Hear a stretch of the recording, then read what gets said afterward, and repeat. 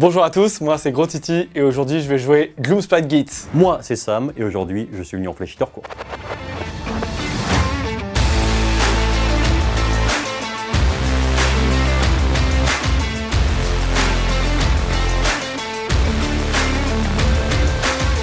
Dans mon armée de 2000 points, pour ma première partie en Gloomspite, j'ai choisi de prendre la sous-allégeance les Jaws of Mork, donc les mâchoires de Mork qui vont donner globalement plus une attaque aux petits squigs, donc ces espèces de gros champignons avec des très grosses dents, quand ils vont charger. En héros, on va retrouver un Madcap Shaman qui va apporter un peu de magie et qui va apporter un artefact dont je vous parlerai juste après, et un Squig Boss qui permettra de faire bouger une fois par partie les unités de Squigard et qui en plus buffera les unités de Squig tout au long de la partie. Pour finir les personnages, j'ai choisi de prendre Grimrak, c'est un petit personnage qui vient avec sa bande, il vient de Underworld. Il vient de Underworld ou pas? Je dis de la merde. Ouais, c'est une bande Underworld. Underworld, ouais je crois. Et PTO, c'est tout ce qu'on sait. Il permet de donner à la phase de combat un frappe en mourant à une unité à 3 pas de lui. Pour le cœur de l'armée, on va retrouver une unité de Squigard qui sera augmentée une fois, donc il y en aura 24 dont 4 bergers. Ensuite, on aura de la cavalerie d'élite avec 2 unités de 10 Bounders. Eux, c'est vraiment la force de frappe de mon armée. Et pour finir, qui dit force de frappe dit une unité pour essayer de tenir l'ennemi. Là, on va prendre 40 Stabas qui auront la particularité d'avoir un -1 à la touche avec leur filet. En plus d'être difficiles à tuer, ils ont une capacité, quand ils seront 20 ou plus, ils pourront contrôler les objectifs, non pas à 6 pas, mais à 9. Pour compléter l'armée, j'ai pris 3 ressources qui apportent des choses à ma liste. La première, ça sera les fanatiques. Eux, c'est les fanatiques de buff, c'est-à-dire qu'ils vont donner un bonus de plus une attaque aux unités gobelins tant qu'ils sont à 9 pas d'eux. Derrière, pour donner un peu de vitesse à mon armée, j'ai pris l'unité de Snarflank Riders, donc c'est les gobelins sur loup. Eux, ils ont la capacité de pouvoir être éligibles au mouvement d'engagement à 6 pas et en plus à le faire de 6 pas. Donc c'est pas mal pour essayer de bloquer, ralentir l'ennemi et prendre les flancs. Pour finir, une unité qui est devenue maintenant emblématique, c'est les Goba Palooza. C'est une unité de 5 gobelins qui ont chacun une figurine unique et en plus ont chacun des capacités. Dedans, on a des sorciers, des gars qui donnent des bonus, etc. C'est vraiment une unité, on va dire, qui sait tout faire, couteau suisse, et qui tank plutôt bien avec sa protection qui va diminuer au fur et à mesure de la partie. Pour les améliorations, on a le Squig Boss qui va apporter mon trait de commandement qui me permettra d'avoir 2 dés pour pouvoir ramener les unités à la fin du tour gobelin autour de ma lune. En artefact, j'ai mis l'artefact sur le chaman, c'est un artefact qui est super fort, qui me permet à la phase de combat de choisir une unité à 12 pas de lui et de lui mettre -1 en sauvegarde. Pour les bataillons, j'ai pris 2 régiments de bataille, ce qui me permet d'être en 2 pauses. Et pour les triomphes, malheureusement, même si les gobelins aiment beaucoup l'avoir, en jouant à 1950 points, je l'aurai pas aujourd'hui. Donc pas d'immune brèverie automatique, ça peut être quelque chose de compliqué. Pour ma liste de 2000 points, je suis venu avec la sous-allégeance Holomourne, qui est une allégeance qui va permettre à toutes mes unités avec le mot-clé chevalier d'avoir +1 de dégâts lorsqu'elles vont charger. Au niveau des héros, la liste s'articule autour de 2 arches-régents qui sont des sorciers de niveau 2. L'un a le sort de saison Orfrost qui va permettre d'apporter un petit peu de perforation d'armure à l'une de mes unités, et l'autre a le sort emblématique des Flash Hitter courtes, la transformation des rangées, qui va me donner un bonus à la blessure et du mouvement. Je suis venu également avec 2 unités courtiers qui vont me permettre de ramener mes figurines dans mes unités. Le premier étant un Vargulf courtier, qui est un héros de corps à corps qui tatane relativement fort, et à qui je donnais l'artefact qui va donner une reroll des charges entièrement à 12. Le deuxième, mon général, est un Crypte Infernal courtier qui va donner un bonus à mes 2 unités de flyer, et qui en plus de ça va avoir le trait de commandement qui va me permettre de diviser par 2 le coût pour ramener mes figurines à l'aide. Au niveau de mes unités, c'est une liste assez élitiste. J'ai ramené pour commencer 2 packs de 20 ghouls, donc ça va me permettre de temporiser un petit peu, d'avoir quand même un petit peu de points de vie sur les objectifs et de protéger ma vraie menace, parce que la vraie menace de ma liste, c'est 3 unités de chevaliers, donc pas les Morbeg, mais une grosse unité de 9 horreurs, donc ça c'est beaucoup de saturation. Je peux monter avec des dégâts 3 voire dégâts 4. Avec le sort of Frost, ça va me permettre d'avoir un petit peu de perforation d'armure supplémentaire.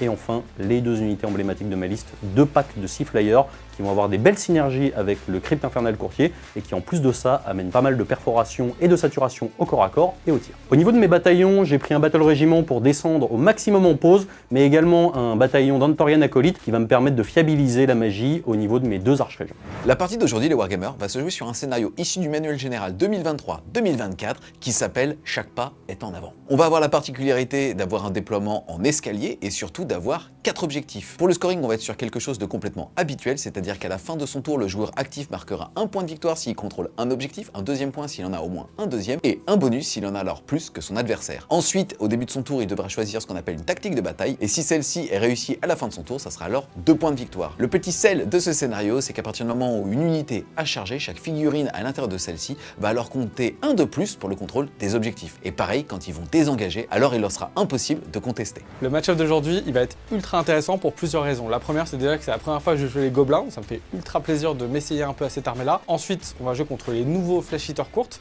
On a deux armées qui ont des mécanismes qui peuvent se ressembler, c'est-à-dire qu'on va assez vite tous les deux, on tape plutôt fort quand on va engager grâce à des capacités spéciales, soit moi des blessures d'impact, soit Sam 1+1 dégâts. Et derrière, on a une capacité à faire revenir les unités qui tapent.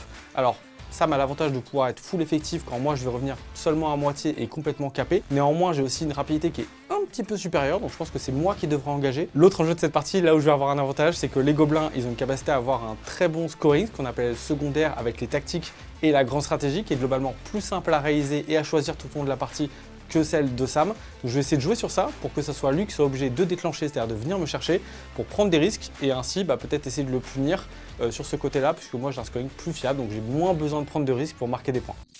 Et salut les Wargamers, c'est Ivy de French Copio, votre chaîne de rapport d'Atecto et live peinture. C'est parti dans le coin droit, il est déployé dans le coin gauche, il est déployé aussi. C'est Sam qui a gagné le jet de dés initial lui permettant de choisir entre attaquant et défenseur, sous-entendu choisir son bord de table mais faire sa première pause. Choix qu'il a laissé à Titi puisque Titi était en 2 drops, donc il a donné énormément d'indications sur le château qu'il a fait au niveau de son dispositif. D'ailleurs Titi, est-ce que tu peux nous présenter ton déploiement? Du coup, on a commencé avec déjà une lune qui est assez avancée parce qu'il n'y a pas de monstre en face, donc du coup on n'a pas de danger de la perdre d'un point de vue de ses aptitudes. D'ailleurs, on commence avec l'unité la plus importante, c'est les petits stabas qui courent tout le long là, hop, et qui du coup forment le cordon vraiment principal de l'armée. Derrière, on va retrouver les unités de Bounders prêtes un peu à bondir. Les Gobapalooza qui sont préparés pour lancer leur sort de protection qui permet d'avoir une grosse bulle de protection à -1. Et après, on a les unités sur les flancs. Donc vous avez une unité de Squig ici prête à jaillir avec le double mouvement, partir sur un côté pour potentiellement reprendre un objectif une fois. Les loups qui préparent pour les tactiques. Et après, on a une unité qui est sortie, qui est, puisqu'on a le droit sur une petite bande de 2 pas d'aller jusqu'ici, c'est tout simplement la bande de Grimrak qui globalement peut se dissocier puisque j'ai pas besoin de son côté bodyguard. Donc ici, elle me permet aussi de préparer une autre tactique potentiellement autour d'eux ou au T1. Ouais. Et toi alors Sam?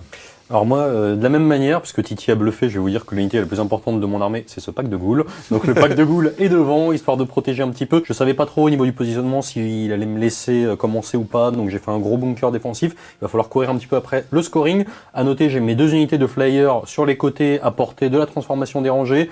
J'ai mon héros central juste ici qui va essayer de remonter en point de noblesse. Mon gros pack de Cryptor juste là.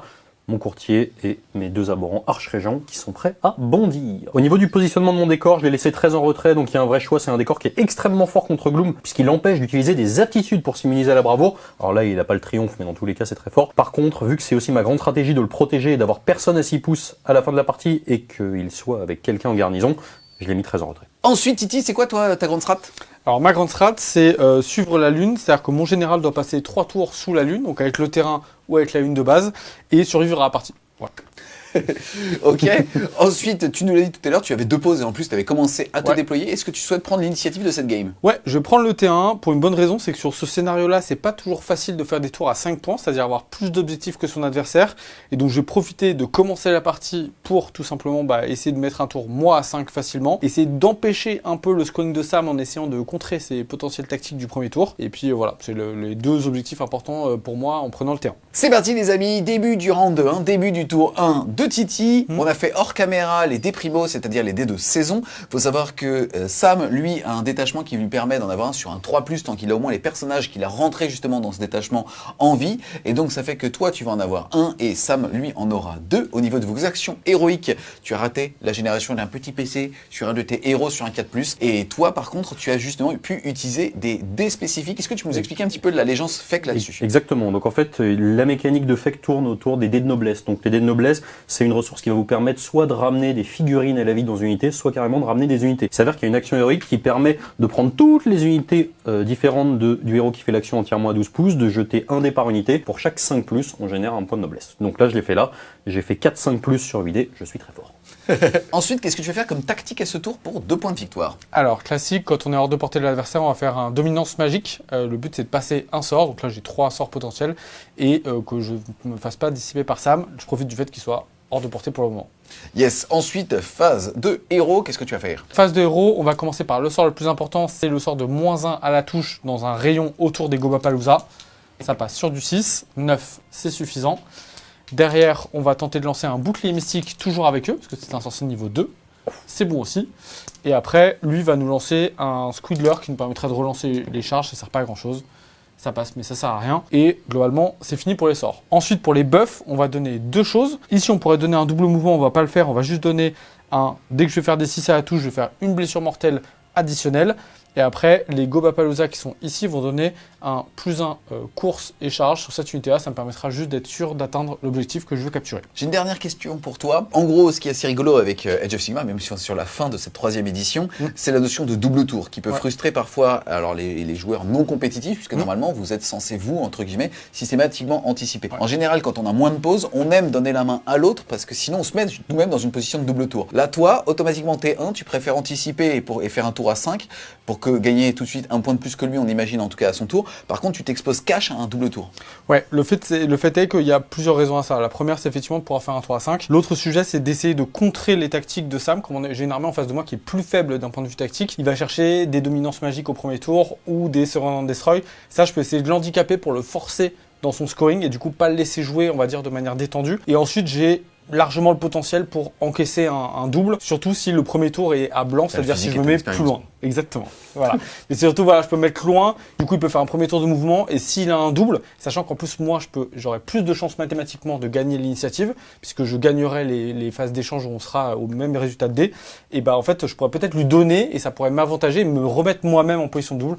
Donc, on va dire qu'il y a beaucoup d'intérêt, des fois, à prendre le premier tour, que ce soit pour les mathématiques, le scoring, ou juste pour se donner aussi une capacité de contrer les tactiques adverses, qu'il n'y en a pas des automatiques. Ensuite, mécanisme qu'on n'a pas encore vu, on devait le faire au début du round, c'est cette notion de lune sous laquelle en fait tu vas avoir différents bonus dépendamment justement de quelles unités tu joues au niveau des glooms. Ça va aller des bonus en cast, ça va aller de la danse et charge ou d'une protection, mais sur les escargots, donc ça on n'en parle jamais. Ça n'a pas le droit de les jouer ici. Donc voilà, qu'est-ce que tu as choisi toi de faire au niveau de ta lune? Alors pour la lune, comme j'ai un décor qui est assez avancé, globalement c'est assez simple, je vais compléter ma lune en la commençant dans ce quart de table là. On va acheter un dé au début de chaque tour, sur un 1, 2, 3, elle restera là, 4, 5, 6, elle va avancer. Le prochain step étant au milieu, quand elle est au milieu, on considère qu'elle est sur toute la table. Ça me permettra d'avoir une bonne synergie, d'abord attaquer ces objectifs-là, celui-là sont plutôt aidés par ma lune ici. Normalement je devrais arriver à m'en sortir sur toute la partie. Yes, et toi alors? De mon côté, en début de partie, il faut que je prenne ma cour de délusion, donc là j'ai quand même le choix entre un bonus de sauvegarde quand je conteste des objectifs que je contrôle ou un bonus de course et de charge. Je vais prendre le bonus de course et de charge tout simplement parce que ça va me permettre de rentrer plus facilement une battle tactique et d'avancer et de charger. C'est parti pour la phase de mouvement du premier tour. L'idée ici, ça va être d'utiliser ce cordon de Stabas, de l'avancer dans la table pour qu'il capture un objectif tout en regardant les portées de menace des Flayers et des Cryptorors. Je pourrais prendre des tirs, mais je vais surtout éviter de me faire charger par le pâté de Cryptorors. Derrière, on va déplacer une unité de Bounders qui va préparer une projection pour le tour d'après pour menacer cet objectif-là. Et puis derrière, on va avancer tout le château de manière assez offensive tout en restant hors de portée de charge ou en tout cas de la majorité des charges au premier tour pour qu'il n'y ait que soit des charges, on va dire, pas impactantes ou quoi que ce soit. Voilà, donc on va globalement avancer le château et préparer surtout le tour d'après pour que Sam, ils doivent, s'il va sur les objectifs, sacrifier des unités sur mes potentielles unités du tour 2. Ouais. C'est parti les amis, fin de la phase de mouvement mais aussi fin du tour de Gros Titi. Il a fait ce qu'il avait dit qu'il allait faire et c'est déjà pas chose aisée. Ni même à dire. Il a juste maintenu sa bulle pour que quasiment toute son armée soit 12 pouces, au moins d'un point justement des Gobapalooza qui font un petit cordon. Donc bien évidemment le pack de loup là-bas n'est pas concerné, mais l'unité ici, elle, l'est bien. Il va contrôler un objectif, 2 objectifs, c'est aussi plus que Squiggard, donc il va marquer 3 points. Il a aussi, comme on l'a vu tout à l'heure, lancé des sorts sans pour autant être dissipé et en rater un seul. Il va donc marquer 2 points de tactique, 3 points d'objectif primaire, c'est donc un tour à 5 points.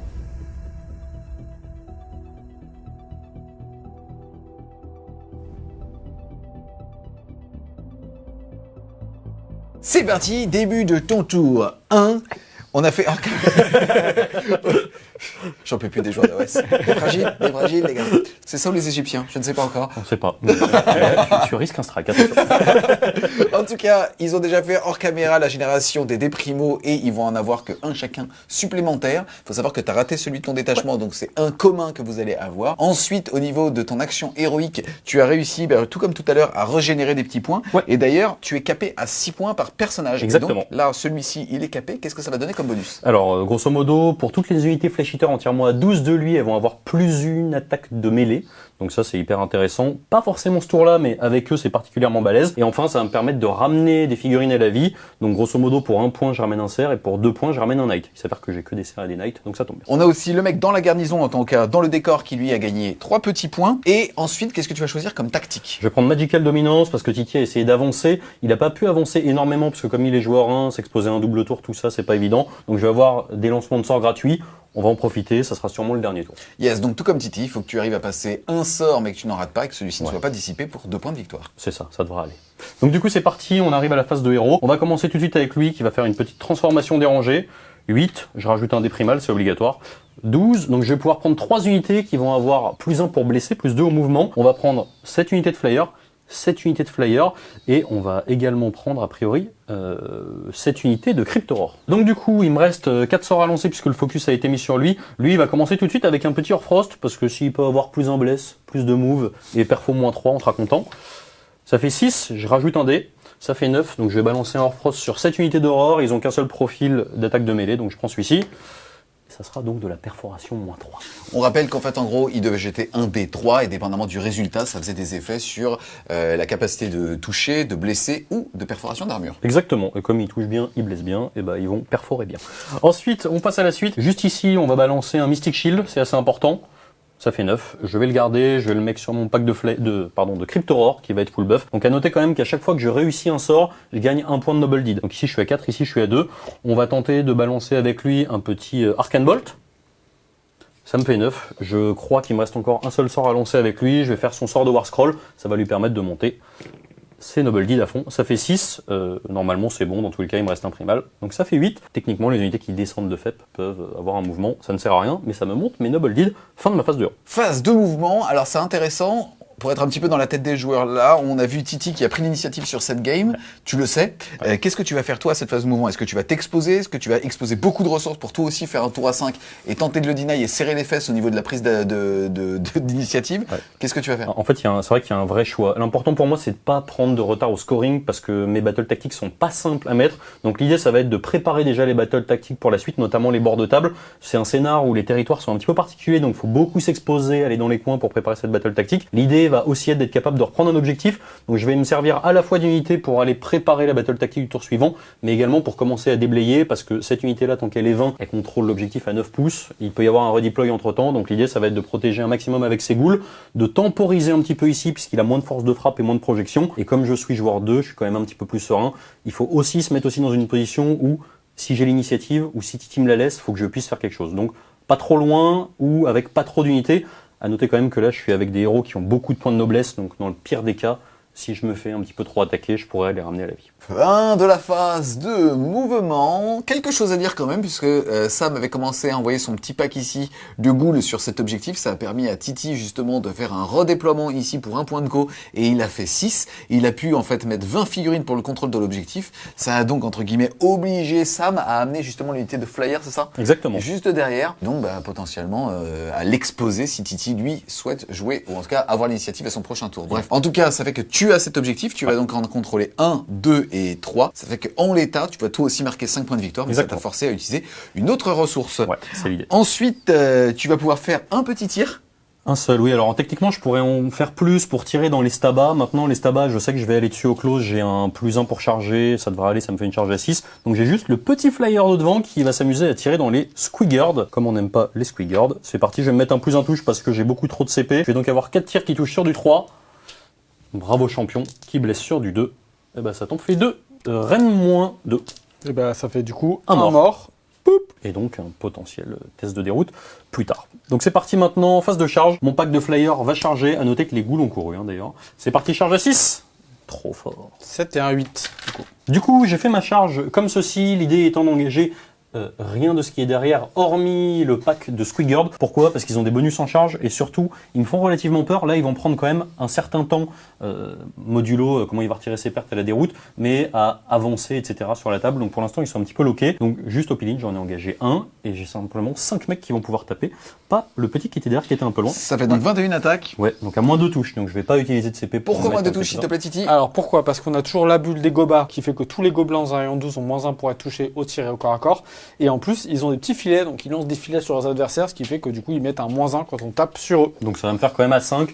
Je suis dégâts 2, reine -1, je devrais faire quelque chose. Tu te mets un plus un save? Oui. Allez, c'est parti, touche à 5. Putain, ils sont bien, t'as dit. Ils sont en vente? Non, en fait, ils sont pas bien. Ça fait seulement 5, blesse à 2. Ça t'en fait 4, reine -1 pour 2 dégâts. Donc 4 sauvegardes qui étaient à 5, qui vont rester à 5 avec le plus 1 -1. Et bah ça fera D'accord. 2 Très bien, morts. c'était, qu'est-ce du que tu coup. voulais dire? Si toi aussi tu veux tanker avec classe, hop, 2 petits morts.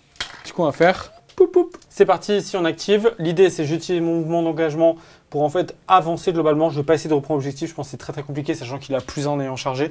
Par contre l'intérêt pour moi c'est de avancer la ligne pour qu'en fait quand il viendra, s'il joue juste derrière, en engageant ici, il ne pourra pas venir engager mes unités les plus importantes, donc les bonnes grottes.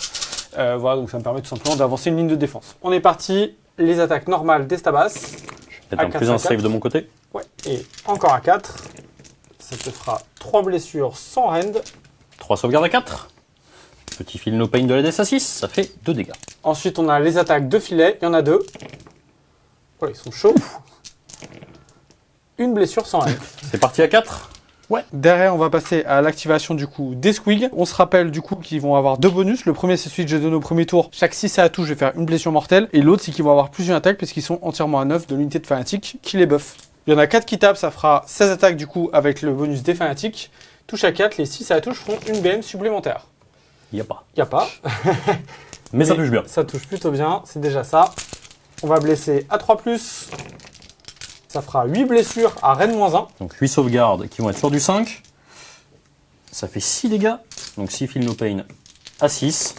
Ça fait 1 mort. Ça fait 5 dégâts. On est parti, phase de bravoure. Bon, clairement, Sam, lui, c'est pas trop un problème parce que j'ai tué qu'une seule figurine et il a des bravoures à 10. Moi, ici, j'ai perdu 2 petits gaz pas très importants, mais du coup, je vais immuniser avec un point de commandement. Les squiggards importants, ils peuvent pas recevoir d'ordre, donc en fait, on peut pas les immuniser. Le seul moyen, c'est avec un triomphe qu'en plus, je n'ai pas.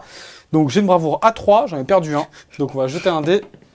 Hop, je fais 4, donc ça fait 4 plus la perte que j'ai eue, ça fait 5. On retraite la bravoure, ça fera 2 morts. Particularité des squigs, je peux retirer des figurines et ils vont en fait exploser. En fait, ils partent en courant et vont mordre l'ennemi le plus proche. Donc ce que je vais faire ici, c'est que je vais retirer 2 squigs qui sont là. Et du coup, ils vont exploser dans l'unité de Flayer. Sur un 3+, ils leur feront une blessure mortelle. Ça fait 2 BM. Rad à 6. Ça fait 1 mort en rad. Fin du tour 1 de Sam. Ici, sur cet objectif, vous êtes, toi et tes ghouls, vous êtes à peu près 28. Là où Titi, il est à peu près 20. Donc pour le coup, tu vas bien reprendre cet objectif. Tu en contrôles 1, 2, 3. C'est donc plus que Titi. Tu vas mettre 3 points de primaire. Tu réussis au niveau de ta tactique à lancer un sort sans que celui-ci soit dissipé. Ouais. Tu fais donc un tour, toi aussi, à 5.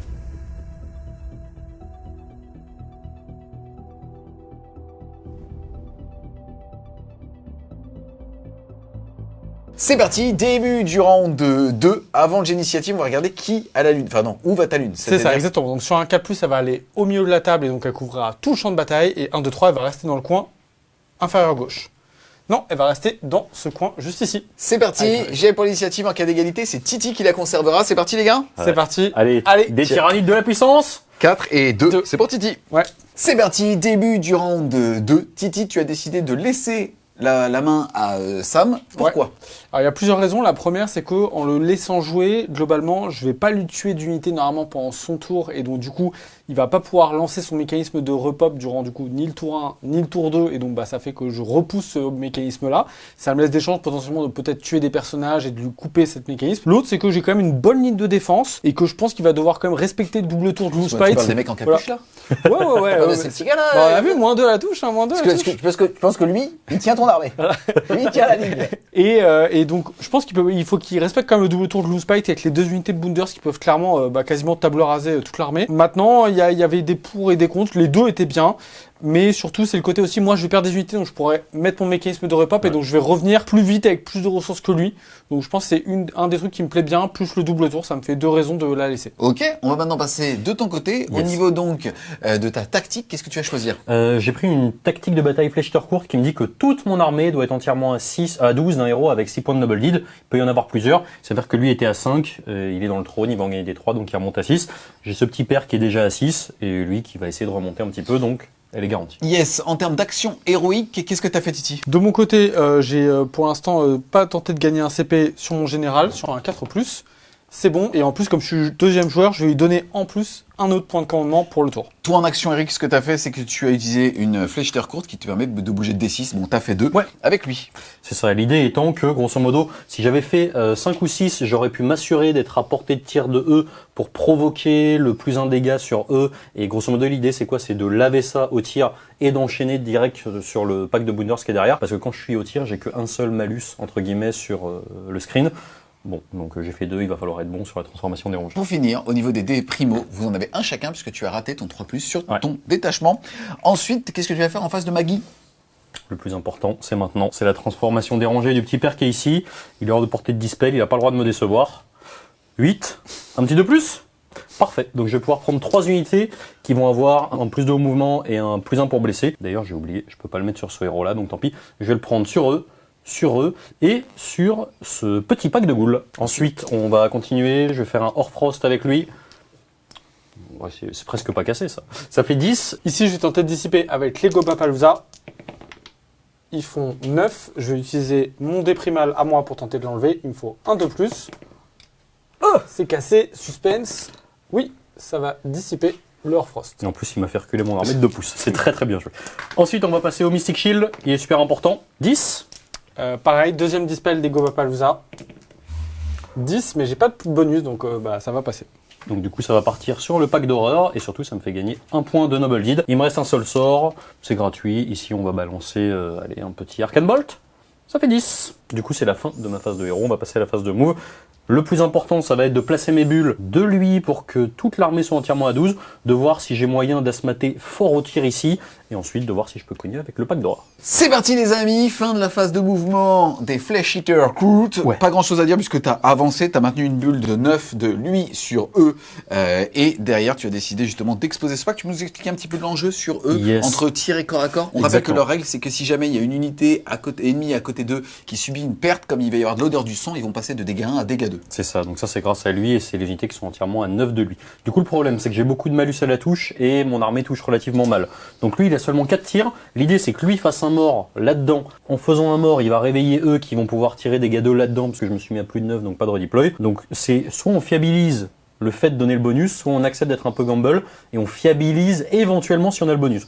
On va la jouer safe dans tous les cas. Lui, on va lui mettre un plus 1 pour toucher. Ce qui est important de noter quand même, c'est que toute mon armée est entièrement à 12 d'un héros avec 6 points de Noble Deed. Note pour moi-même ne pas utiliser le fait de ramener des figurines parce que sinon je mets pas ma battle tactique. Donc c'est parti, on passe à la phase de tir.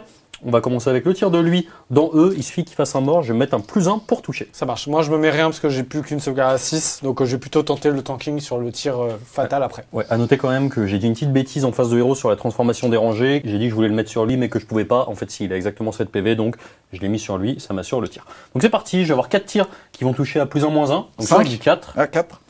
C'était presque gâché. Et blesse sur du 2, ça t'en fait 2, reine moins 2. Et ça fera un mort à chaque fois. 2 des 3. 2 et 3. Oh, et ça fera un mort à chaque fois. Ça marche. Et ça fait 2 C'est morts. le Lisan Al-Gaïb.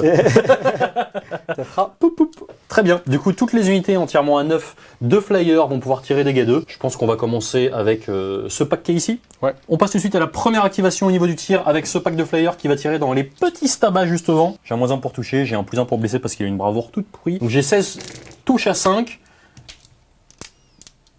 Qui blesse sur du 2. Ça va t'en faire 4, reine moins 2 pour un dégât. Ça fera 4 morts. On va faire. Poup, poup, poup. On passe ensuite à l'activation de ces petits bonhommes qui, du coup, comme ils sont entièrement à 9 du Crypte Infernal Courtier, vont être dégâts 2. Donc je touche mal, mais quand je touche, c'est vénère. Tu mets un petit bonus? Ouais, et moi je me mets par contre une défense en règle avec un DCP que j'ai gagné. Hop. Donc tu en save à 4. 4. À 4 parce que j'ai un Mystic Shield. On est parti. Touche à 5. Il est pas mal. Blesse à 2. Hop. Pof, ça te fait tout ça. Reine moins 2, Ouais. dégâts 2. Du coup, je suis en save à 4 natif de base. Ici, j'ai un plus 2 parce que j'ai un bouclier mystique du tour d'avant et encore un plus 1. Je vais rester en sauvegarde à 4. Par contre, chaque 4 ratés, c'est un mort. C'est beau ça Titi. Clac. Ça te ressemble pas ça Titi? On a un homme stat. Ça fait 1 mort, 2 morts et 3 morts. On va enlever les 3 plus proches pour essayer de ne pas se faire engager au combat au maximum. On passe tout de suite à la phase de charge. Je vais charger avec lui histoire de déblayer. L'important étant de rester entièrement à 12 de lui. J'ai un plus 1.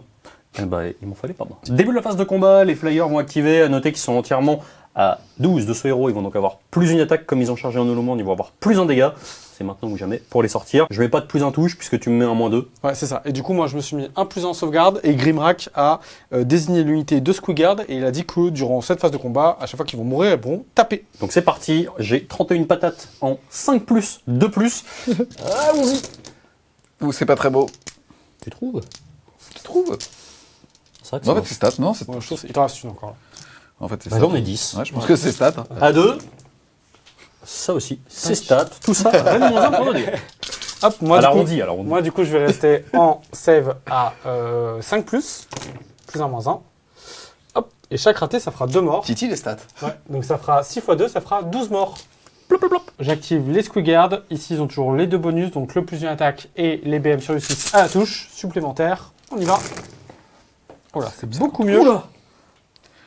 Hop, on touche du coup avec, on met 6 BM supplémentaires et on touche à 4. Tout ça, ça va blesser à 3+. Oh là, ça fera 11 blessures et 6 BM. Titi, ça sent la chatte. Ah oui, mais Ça te oui, ressemble pas à c'est ça. pas tout le temps. Rien de moins 1. Rien de moins 1. Allez, c'est parti sur du 6. Moi, ça m'en fait 1, donc ça fait 10 et 6 BM. C'est ça. Ça fait 16 wards. Allons-y, c'est parti. 16 wards sur du 6. C'est horrible. Ça me fait 15, mais je crois que c'est un... Ça fait 1 mort, Ouais, je crois 2 que c'est morts, mort. 3 morts, 4 morts et 1 PV. Chatte. Tout est mort. Putain, regardez, il y en avait 4 et un PV. Le sniper, ça. Eh ouais, mon pote. Excuse-moi, petite réaction de ce wipe du pack. Plus sérieusement, c'est quand même une ressource qui n'était pas censée mourir ici. Ouais, effectivement, c'est pour ça que je l'avais laissé engager. J'avais un plan qui tombe à l'eau. T'as vu, c'est un micro, c'est faux. C'est stylé. Ouais. Tu connais la blague de l'homme sans pouce? Ouais. Elle est vraiment bien, comme ça. Ça le fait C'est marrer. devenu une chaîne d'humour.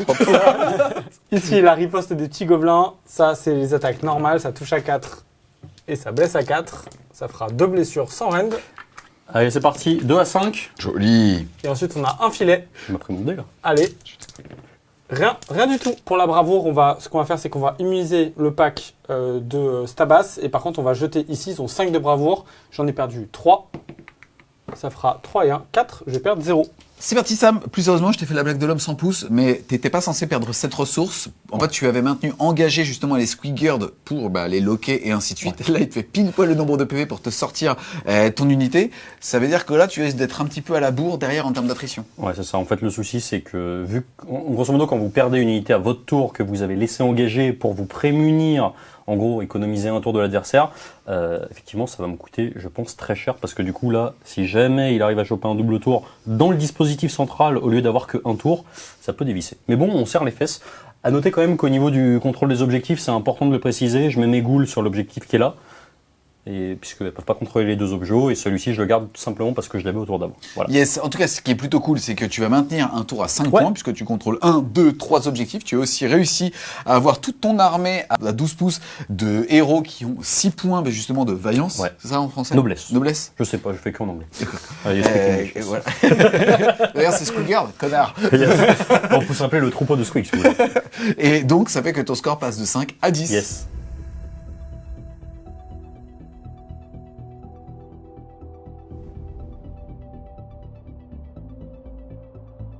C'est parti Titi, début de ton tour 2. Au niveau donc de ta tactique, qu'est-ce que tu as pris? Je vais faire du coup encercler et détruire. Donc on va choisir 3 unités qui doivent contester les bords de table différents. Je vais prendre les loups qui sont là pour ça. La petite bande de Grimrak qui est sur le côté et qui attend patiemment pour faire ça. Et le troisième, ça sera tout simplement mon Squeak Boss qui est juste ici. Voilà. Ensuite, au niveau des déprimo, vous allez tout simplement en gagner 0 sauf Sam, ce qui va lui en garder 1 puisqu'il a réussi celui de son détachement sur un 3+. Yes. C'est parti pour la phase de Maggie. Ouais, c'est parti pour la phase de magie. À noter pour les actions héroïques, ici on va tenter un ralliement sur cette unité-là. Du coup, j'ai perdu 3 gars. Sur chaque 4+, je vais en ramener un. Parce que c'est lancé par un perso de Moon Clan. Je vais en ramener un. Poup. Et toi Sam, qu'est-ce que tu fais? Moi, en action héroïque, je vais tenter de générer des points de noblesse sur mon petit héros tout puissant. Donc ça fait 3. Donc je vais placer juste ici, sur mon courtier. Paf! On est parti pour les sorts, j'en ai 3 à lancer. On va commencer par le petit monsieur qui est là, il va lancer un Squigler, ça me permettra avec l'unité Squig de relancer mes charges gratuitement. Ça tombe bien parce que j'aurai besoin des 3 CP. Hop, ça fera 9. Genre de portée de dissipation pour l'instant. Ça marche. Donc du coup, cette unité-là de Squig va relancer ses jets de charge. Ensuite, on va passer au Gopapalooza. Ils vont tenter de remettre le sort le plus important, c'est-à-dire la bulle de -1 à la touche. 4, c'est raté, j'ai pas de dé primal. Et leur deuxième sort, ils vont lancer leur autre sort maison qui sera un pas d'ordre sur une unité à 12 pas. Et bah 3 ça passe pas, donc là on aura 0 sort. Ensuite durant la phase de héros on a d'autres buffs à donner. Le premier c'est on va faire les bergers de l'unité qui sont là. En gros la règle des bergers c'est qu'ils vont pouvoir ramener des squigs. À chaque fois qu'on va acheter un dé pour autant de bergers qu'on a, sur un 2+, il y en a des 3 qui reviennent. Par contre sur un 1 il y a un berger qui se fait manger par une des bêtes. Donc on peut choisir de pas tous les lancer. Ce que je vais faire là c'est que je vais lancer 2 bergers seulement, parce que j'ai perdu que 3 squigs. Donc là je vais en ramener 2 des 3. Hop, et du coup ils vont tous revenir. Ça me permet de gagner un petit peu de mouvement également. C'est pas n'importe quel squigard. C'est les bons, ceux-là. C'est pas les mauvais. C'est ceux qui sortent des unités de flesh eater contre un peu trop énervés, quoi. Exactement. Ensuite, ce qu'on va faire, c'est que le Squig Boss, j'aurai pas besoin d'un autre double mouvement durant le tour. Donc, ce que je vais faire, c'est que je vais l'activer ici. Pourquoi? Pour venir me mettre déjà en position de charge et pas déclencher de redéploiement de la part de Squig avec ce mouvement-là. Donc, eux, ils vont faire un mouvement en face des héros. Ensuite, il va donner son autre buff qui sera sur les 6 à la touche. Je vais faire du coup une blessure mortelle additionnelle de mes attaques. Et ensuite, les Gobapalooza vont donner un -1 en rend sur l'unité qui est affaiblie, qui est juste là. On a fini la phase des héros, le mouvement des squigs est fait. On va passer à la phase de mouvement. L'objectif à ce tour-là, il est assez simple, c'est me débarrasser de la deuxième unité de Flayer et de l'unité de Ghoul jusqu'ici et de bloquer cette unité de Cryptor. Je pourrais leur faire assez mal si j'envoyais des squigs dedans, mais je pense que c'est pas le plus gros objectif, c'est surtout tuer ça, préparer si j'ai un autre tour pour envoyer une unité de Bounders qui pourra nettoyer la grosse unité là, et du coup laisser ces personnages exposés, en tout cas l'armée très affaiblie, et puis refaire un tour à 5, et voilà, préparer les deux cas en fait, soit je perds le tour et il faut engager ça absolument, soit j'ai le tour derrière, et du coup ça me permet de tuer aussi cette unité là. Fin de la... Ouais, je filme qu'à partie de la table parce qu'ils sont tous paqués ici. Fin de la phase de mouvement, plus sérieusement, ici ça avançait, il y a eu un redéploiement de cette unité ici pour se rapprocher du cordon ici et là, pour pouvoir taper avec un maximum de personnes si Titi décide, mais alors pas trop le choix, de rentrer à portée d'engagement de 3 pouces. On va enchaîner avec la phase de tir. Voilà. On va enchaîner avec la phase de charge. C'est ça, on va commencer par la charge tout simplement qu'on ne peut pas relancer, c'est la charge des squigs puisqu'ils ne peuvent pas recevoir d'ordre. 7, c'est bon. L'idée ici avec la charge, ça va être de venir tuer ces unités, ne pas engager, ou alors seulement après mouvement d'engagement, mais pas la réception de charge pour que ce soit moi qui dicte quand est-ce que ça me pourra s'activer ou pas, mais surtout aller voler ce pion objectif là, puisque sinon je vais avoir du mal à faire mes 5, puisque pour l'instant on est à 2 contre 2. La charge des Bounders, juste ici. Hop, 5. L'impact des Bounders, j'ai 8 figurines. Sur chaque dé, ça fera un K+. Donc sur chaque L+, ça fera une BM. Voilà, pas clair. Non, mais c'est mon premier tournage, vous comprenez, je suis un peu intimidé. Ça fera 2 blessures mortelles. Ça s'est vu, même tes gars, ils ont eu la lance. Allez, c'est parti. Et moi, ça fait une blessure mortelle. Début de la phase de combat, Grimrak désigne l'unité de Squigard comme étant l'unité qui va taper en mourant. Derrière, on va taper avec 15 figurines dans le pack de Ghoul. Ça fait 15 fois 4 attaques chacune parce que je suis en Jaw of Mork et du coup, j'ai plus d'une attaque quand je charge. 60 si je ne m'abuse. Je crois que c'est à peu près ça. Et du coup, chaque 6 à la touche, ça fait une blessure T'en as 30 dans la main, ça va donc être ça x 2, il y a 2 salves.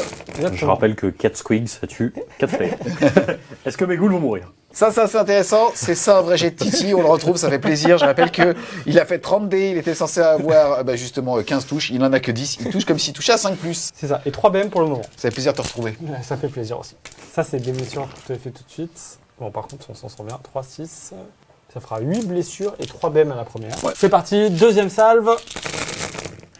Ils sont où les 6, Titi? Ils sont buggés. Attends, je vais vérifier. Ah non, il y en a un. Non, mais j'avais peur qu'ils oubliaient la face. Je lui ai filé mes dés. Il était bon celui-là ou... Non, bah non. C'est parce que t'as acheté 30 dés, il n'y a pas un 6. Ouais. Bah, on est 5 fois enculade de la stade. C'est bienvenu dans le monde. C'est pas grave, je tape en moment. Faut pas avoir peur quand t'es gobelin. Hop. Et donc, je vais rajouter 6. Donc, ça fait 14 blessures et 3 BM. Ok, donc dans tous les cas, c'est de la reine -1. Ouais. Du coup, là, c'est assez intéressant. L'idée, c'est quoi? C'est que je veux pouvoir garder mon écran. Donc, si je fais trop de ward, je vais rester engagé, je risque d'être obligé de taper, etc. Ça m'intéresse pas trop. Là, ce qu'il faut noter, c'est que grosso modo, si je garde ce petit paquet-là, je vais pouvoir tout simplement ne pas taper, donc rester engagé, donc garder mon unité. Yes, donc en gros, on se rappelle que là, il n'a pas de sauvegarde, il n'a qu'une protection, et il peut ou pas la faire. Il n'a pas d'obligation pour le faire. Si on regarde ici, globalement, s'il en retire 16... il va retirer jusqu'à lui, et donc il sera désengagé. Ça veut dire qu'en gros, il va quand même pouvoir, puisqu'ils sont 20 dans l'unité, au moins réussir une protection à 6 pour pouvoir garder justement ce pack qui sera désengagé. C'est parti. Donc du coup, je vais jeter les dés jusqu'à réussir à faire un 6. Non. Bon, l'idée, c'est qu'on les fait un par un quand même.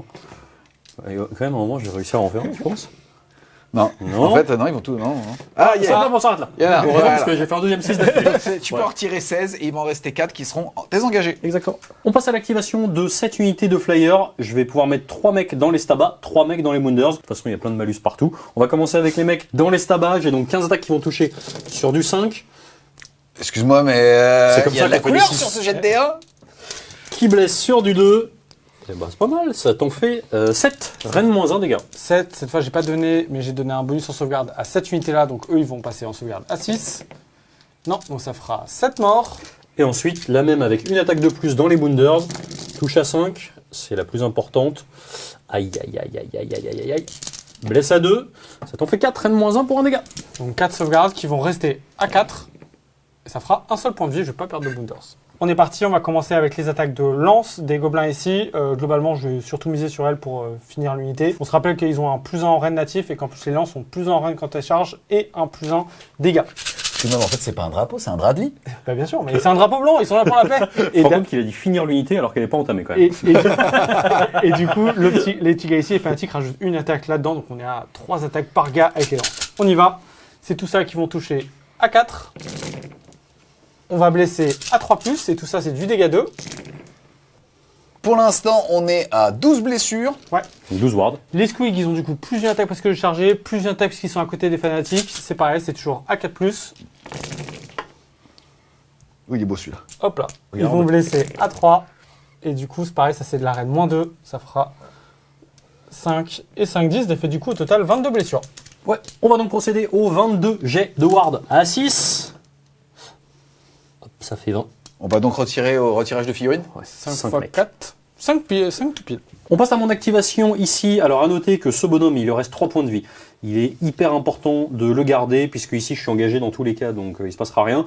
J'ai fait mon peel-in, je l'ai pas avancé parce que s'il tape, il va se faire malaxer comme son pote tout à l'heure en mourant, donc c'est pas la peine. J'ai donc décidé de mettre 2 horreurs dans les stabas pour protéger lui et le chef horreur dans les Bunkrot Bounders. Donc c'est parti. Les deux, ça va me faire 10 attaques puisque j'ai une attaque supplémentaire, je suis entièrement à 12 d'un héros avec 6 Noble Deed qui vont toucher sur du 5.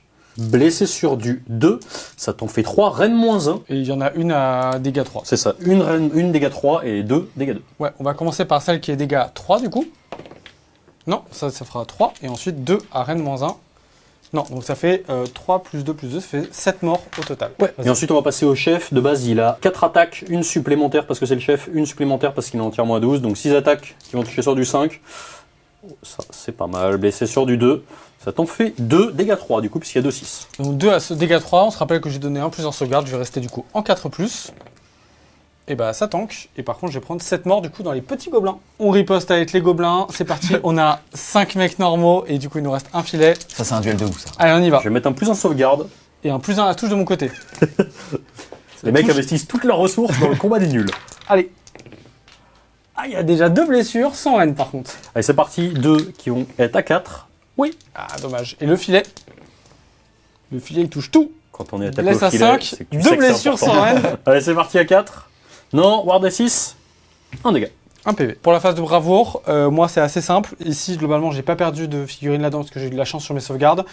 Les squigs n'ont pas subi de riposte pour le moment et eux, c'est les seuls à avoir pris vraiment beaucoup de dégâts. On va du coup dépenser un point de commandement pour les sauver. Pourquoi? Surtout parce qu'ils ont toujours un -1 à la touche avec le petit filet qui est là. Donc ça m'aide, entre guillemets, dans les combats où on voit qu'ils galèrent un peu à toucher. Donc mon CPI part là-dedans et le reste, j'ai pas de jet à faire. Et toi, Sam? Yes, alors de mon côté c'est un petit peu plus risqué. Vu que mes horreurs ont engagé eux, je peux me permettre de tenter le jet de déroute ici. Ce qu'on va faire c'est que je vais immuniser les ghouls. Elles sont pas engagées, je vais pouvoir tenter un rallye éventuellement. Et ici, il n'y a que sur un 6 que ça se passe mal.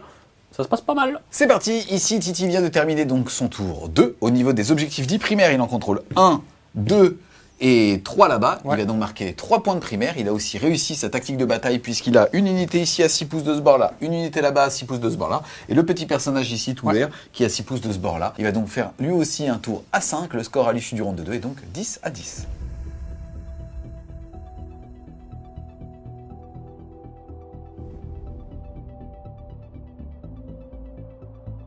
C'est parti, début du round 3. Avant l'initiative, on va regarder si la lune part sur un 4+, elle touchera toute la table. Allez, c'est parti. Oui. Donc c'est cool, là elle est au centre de la map et donc elle touche tous les objectifs. Ensuite, j'ai l'initiative en cas d'égalité, c'est Sam qui la conservera. Allez c'est parti. 4. 4. C'est Sam qui est choisi. Ouais, j'ai besoin d'un petit temps de réflexion. Vas-y. C'est parti, début du round 3, début de ton tour 3. Ouais. Pourquoi t'as voulu prendre l'initiative? Puisque tout le monde est lock. Ouais, en fait, c'est un peu compliqué. L'idée, c'est que malheureusement, je pense que je risque de perdre énormément de ressources si je laisse le tour à Titi. Alors que là, je peux quand même m'assurer de ramener des trucs sur les bords de table. Mes héros sont quand même relativement hauts en points de noblesse.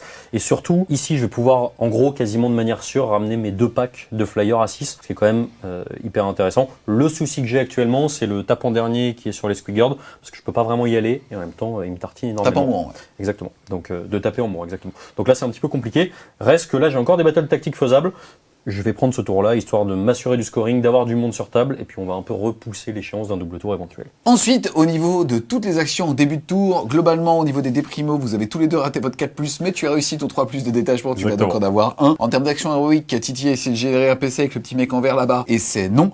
Et toi, par contre, tu as pu jeter autant de dés que d'unités entièrement à 12 de ce personnage-là, et tu as eu un très beau jet de réussite, puisque tu as réussi à marquer 3 points, t'es passé de 3 à 6, il est donc capé C'est parfait. ici. Au niveau de ma battle tactique, je vais prendre une battle tactique Flash Hitter qui me demande de tuer une unité avec des tirs de flyer ou de ce bonhomme-là. Ça tombe bien, je vais ramener mes figurines à la fin de la phase de mouvement, donc elles vont avoir accès à la phase de tir. Au niveau de la magie, on est parti. Je vais commencer ici avec son sort de War Scroll. Il est super intéressant parce que je vais ramener de manière sûre une unité de flyer. Ça fait 7, je crois qu'il n'y a pas de dispel à porter. Non. Donc on va le garder. En gros, les unités qui vont redescendre de FEP, et donc a fortiori celles que je vais ramener, vont pouvoir faire un mouvement de D6. A fortiori, oui, En fait, j'essaie d'améliorer, tu vois. bien sûr. Mais des règles qui décombent de ton armée. Oui, c'est vrai, c'est complètement inhérent à ma liste d'armes. Ensuite, avec lui, je vais lancer un petit Orfrost. Ça fait 7. Bon, mon ami Titi n'a pas de déprimal. Je vais accepter de le perdre. Ok. Je vais accepter de le perdre. Pourquoi? Parce que le Mystic Shield est un petit peu plus important à mon sens. On va lancer un Mystique. Je fais 10. Hop, je fais 14. Titi peut pas de disciple. Pas de dispel. Donc on va le garder. Je vais mettre un petit Mystic Shield sur ce pack de flyers qui est juste là. Pourquoi? Parce qu'il va remonter à 6 et ça va être une belle enclume. Il me reste un dernier sort ici. J'ai pas grand chose à faire. On va rester sur un petit Arcane Bolt. Voilà, c'était juste histoire de tenter de faire un fiasco. Ça passe. Donc, c'est bon. Pour la phase de mouvement, l'idée, ça va être que je vais commencer à ramener mes invoques, remonter mes unités, c'est cool parce qu'on va pouvoir avoir vraiment les mécaniques fake. L'important, c'est de ne pas prendre de retard au scoring et de se placer pour pouvoir sniper cette unité. C'est parti, fin de la phase de mouvement. C'est le mec qui joue en 3000 points, tout est revenu. T'es content, t'es tour 1, 2, Titi, t'es content d'avoir fait le trajet? Détente, on est content d'avoir tué des trucs. On recommence, 2 heures en arrière. Donc là, est-ce que tu peux nous expliquer comment est-ce que t'as séquencé tout ça? s'il Ouais, te plaît alors du coup, assez cool. Pour 6 points de noblesse, j'ai ramené 3 mecs. Mon général étant, ayant cette unité entièrement à 12 de lui, pour 1 point de noblesse avec son trait de co, il peut ramener un knight. Donc j'ai ramené un knight qui m'a permis de gagner un petit peu de distance. J'en ai ramené 3. Et ensuite, j'ai fait mon mouvement de D6 qui m'a permis de me mettre à 3 juste ici. Et en Donc gros, l'unité est arrivée à 9 pouces de l'ennemi, mais Ouais. un ripop plus tard et des 6 pouces de mouvement Ouais. à 3, t'arrives et t'es à 3 pouces de l'unité ennemie. exactement. À noter aussi qu'ici, il me restait 3 points de noblesse. J'ai claqué 3 ici. Et avec Laborant en début de phase de héros, j'ai ramené un knight dans mon unité. Donc je suis revenu à 5, je pouvais en claquer plus, mais je préfère garder la bulle de plus une attaque au corps à corps avec mon dernier courtier. Yes, faut savoir que de toute façon, il n'y a aucun mouvement, enfin type de mouvement standard à 9 pouces de Titi, donc celui-ci n'a pas pu faire de redéploiement puisque c'était un setup, le fait d'arriver avec une unité à moins de 9. Exactement. Donc du coup, on passe à la phase de tir. On va commencer avec le tir le plus important qui est ici. Comme d'habitude, je vais être obligé de payer un +1 pour toucher, même si ça fait pas plaisir. Et lui va tirer dans les petits tabacs. C'est quand même ma battle tactique. Vas-y. Donc je vais claquer un CP. J'ai donc 4 attaques qui vont toucher sur du 3. Blessé sur du 2, puisque tu as une bravoure toute nulle. Ouais. Ça t'en fait 3 reine -2. C'est raté. Donc 3d3. Ça fait 3, 4, 5, 6. 6, ils étaient 6. Ah, le sniper, quoi. Solide. Et du coup, ça valide ma battle tactique. Ensuite, on va passer aux attaques suivantes. C'est les attaques de mes flyers dans les bounders. J'ai pas de malus, donc je vais avoir 20 patates, 5 x 4, 20, qui vont toucher sur du 4 et blesser sur du 2, puisque tu as moins de 5, 2 bravoure, moins de 6, pardon. C'est ok, j'ai eu peur. Sur du 2, paf, ça te fait tout ça. Reine -2, dégâts 2 du coup, Ouais. puisque j'ai tué une figurine. Allez, sauvegarde à 3 qui va passer à 5+. Tac, ça c'est ton pied, ça va faire 1 mort, 2 morts et 3 morts. Fin de la phase de tir, on passe à la phase de charge. C'est volontaire, j'ai pas tiré ici. Pourquoi? Parce que j'ai besoin de charger pour aller reprendre cet objectif. C'est une charge à 3 -1, ça me fait 8 et un 9. Donc on va aller sur l'objectif. Début de la phase de combat, je vais commencer à activer mon pack d'horreur. Alors pourquoi je fais ça? Tout simplement parce que si je l'active pas, il va venir m'engager. J'ai ce pack d'horreur qui va être obligé de taper dedans. Donc du coup l'idée c'est de ne pas faire de peel-in pour ne rien taper. Et comme j'aurais déjà activé, je serai tranquille. J'ai donc ces 4 mecs là qui vont taper. Je suis à côté d'un héros qui a 6 points de noblesse. Donc ça va me faire 5 attaques par tête. Ça va donc faire 21 patates qui vont toucher sur du 4. Blessé sur du 3, les 6 ont des dégâts supplémentaires, c'est horrible, c'est nul. Ah c'est très nul, ça t'en fait 3. Rennes moins 1. Ouais, 3, je me suis donné du coup un défense en règle, donc je vais rester en sauvegarde à 4. Et bah, Oh, la belle. si toi aussi tu veux tanker avec classe, et bah du coup tu peux t'acheter des dés AWS. On est parti pour les loups sur les flayers. Les loups, ils ont des attaques dégâts 2.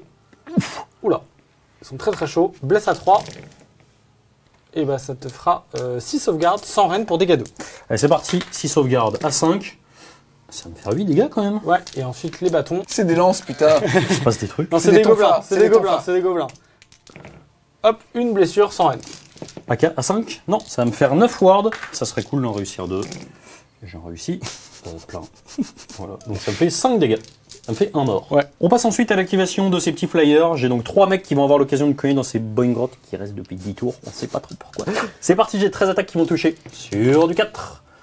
Ah. C'est pas force de taper dessus avec énergie. Non mais en fait c'est surtout parce que Titi a dit « Ouais ça me fait pas peur, il va rien se passer ». Et je sais que la grid, c'est ce qui nous fait perdre.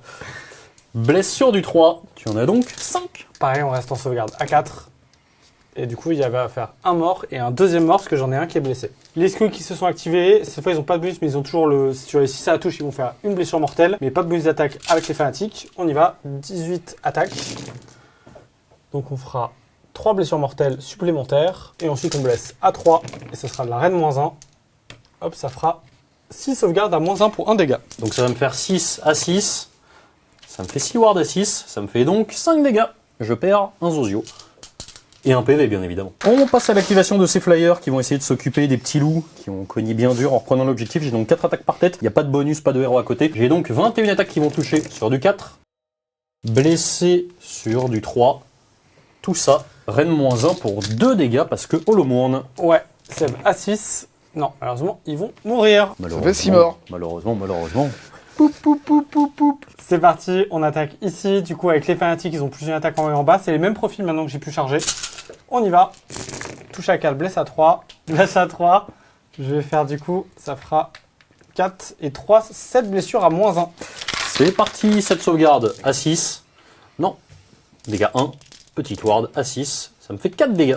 C'est parti, fin de ton tour. Au niveau de la déroute, il n'y en avait pas à faire. Il y avait qu'uniquement un test à faire sur les bounders, donc sur les chevaucheurs de Squig avec Titi qui vient de les immuniser pour un petit point de commandement. Ouais. Toi derrière, au niveau des objectifs que tu contrôles, tu es à 1, 2. Tu vas donc avoir au moins 1 et au moins 2, mais pas plus que Titi. Tu vas donc faire 2 points. Ta tactique, elle est réussie puisque tu as réussi à détruire une unité au tir avec un cri justement d'un flyer, si je ne me Exactement. Et donc tu vas faire un tour à 4, passer ton score de 10 à 14.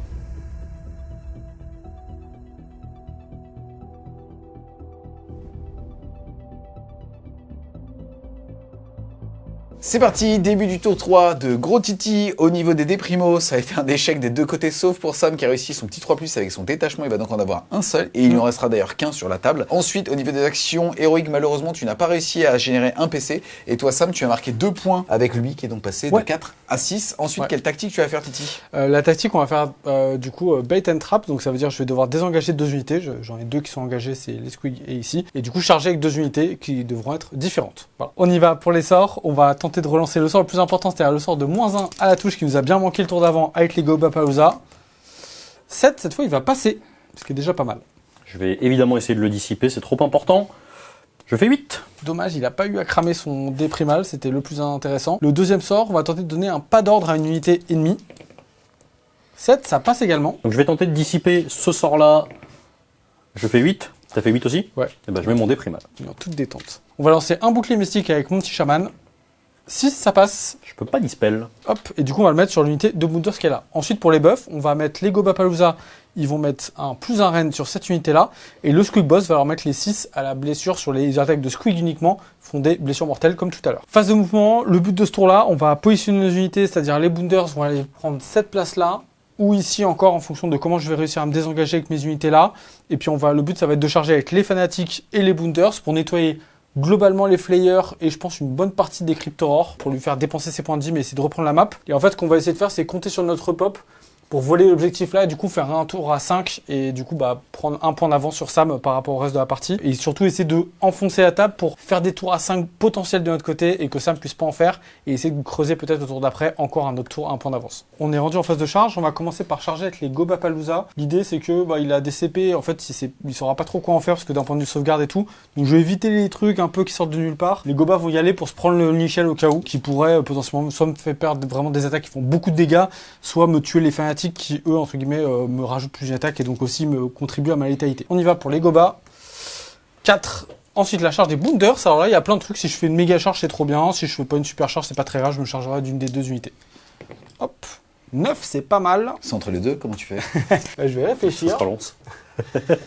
Du coup, 9 ici, ça me permet de passer à travers. Je vais devoir retrouver ma cohésion au milieu du combat, juste là. Et donc, je vais devoir splitter mes attaques. C'est pas forcément très grave. Donc, ça me va. On continue avec la charge des fanatiques. Ils avancent en fait pour mieux donner leur bonus de plus d'une attaque sans me contraindre dans mes mouvements. Hop, on relance. Hop, on fait un 7. Ensuite, on va charger avec Grimrack pour aussi, pareil, se donner un bonus de manière un peu plus simple. 5. Ça sera insuffisant, donc il va malheureusement devoir rester ici. On n'oublie pas l'impact des Boonders dans les Flayers. 10 dés qui, sur chaque 4+, vont faire une blessure mortelle. Je vais faire du coup 5 BM, s'il te plaît, Sam. Ouais, ça m'ennuie un petit peu. Pourquoi? Parce que s'il en avait fait 6, j'aurais pu retirer lui éventuellement pour me mettre hors de portée. Donc, malheureusement, parce que lui donne un moins 1 save à 12 pouces. Donc, tant pis, on va faire les wards. Ça va me faire 4 dégâts. Donc lui meurt. Et lui va prendre 2. On va le mettre ici. Ensuite, début de la phase de combat, Grimrack va désigner du coup toujours l'unité de Squig pour taper en mourant. Pourquoi? Parce que ici potentiellement il peut faire des mouvements d'engagement, venir me taper, ça me permettrait d'être sûr de le sécher. Les fanatiques c'est pas très grave, là ils sont un peu à usage unique.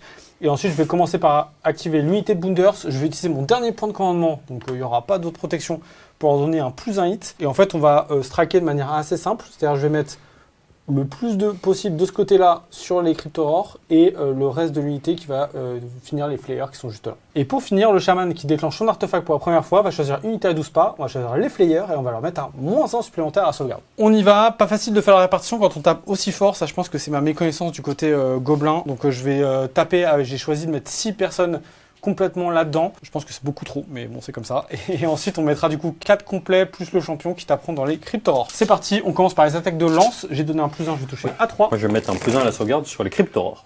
On va blesser à 3. Oula, ça fera du coup 4 qui vont passer complètement à la sauvegarde, donc ça fera 8. Ouais. 8 wards déjà. Ouais, et ensuite on va faire les squigs. Les squigs, ils auront 5 attaques chacun, parce que du coup j'ai chargé plus le bonus des fanatiques. Les squigs, c'est parti, on a... Ça tient plus dans mes mains. 6 x 5, 30 attaques. On rappelle, sur les 6, à la touche, c'est des BM supplémentaires. Hop, ça fera 2 BM sup. On blesse à 3.